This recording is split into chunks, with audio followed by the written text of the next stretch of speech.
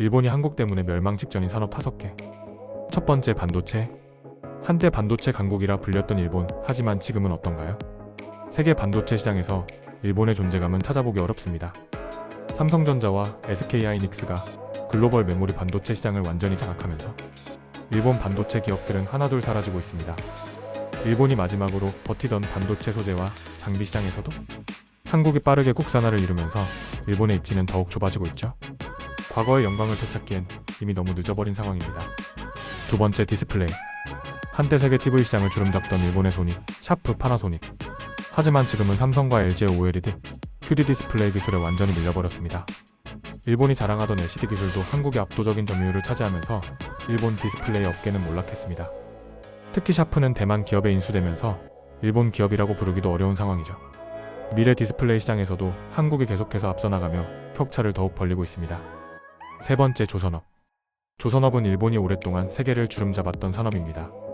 하지만 이제 일본 조선업의 자리는 한국이 완전히 차지했습니다. LNG선, 초대형 컨테이너선, 쇠빙선 같은 고부가가치 선박들은 대부분 한국 조선소에서 제작됩니다. 일본 조선업체들은 가격과 기술력 모두에서 한국에 밀리면서 점점 경쟁력을 잃어가고 있죠. 최근에는 일본 정부가 자국 조선업을 살리기 위해 보조금을 지급할 정도로 심각한 상황입니다. 하지만 이미 시장은 한국이 지배하고 있고 일본이 다시 살아날 가능성은 거의 없습니다. 네 번째, 배터리. 전기차 시대가 열리면서 배터리 산업이 급성장하고 있습니다.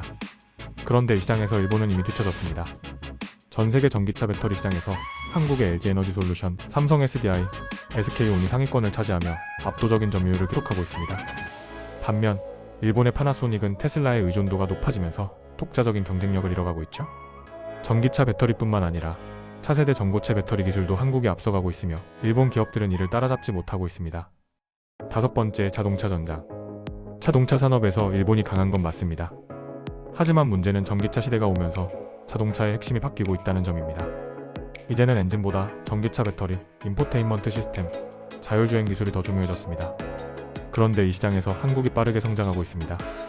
현대모비스, 삼성, LG는 전기차 전장 부품을 글로벌 시장에 공급하며 빠르게 점유율을 확대하고 있습니다. 반면 일본의 자동차 부품 업체들은 변화에 적응하지 못하고 점점 설 자리를 잃어가고 있습니다. 결국 일본이 한때 세계를 지배했던 산업들이 한국에 의해 하나둘씩 무너지고 있습니다. 반도체, 디스플레이, 조선, 배터리, 자동차 전장까지. 과거에는 일본이 앞서 있었지만 이제는 상황이 완전히 달라졌습니다. 한국의 기술력과 시장 점유율에서 압도적인 위치를 차지하면서 일본은 점점 경쟁력을 잃어가고 있죠. 앞으로 더 많은 산업에서 한국이 일본을 넘어설 것이고 일본의 산업 경쟁력은 더욱 약해질 것입니다.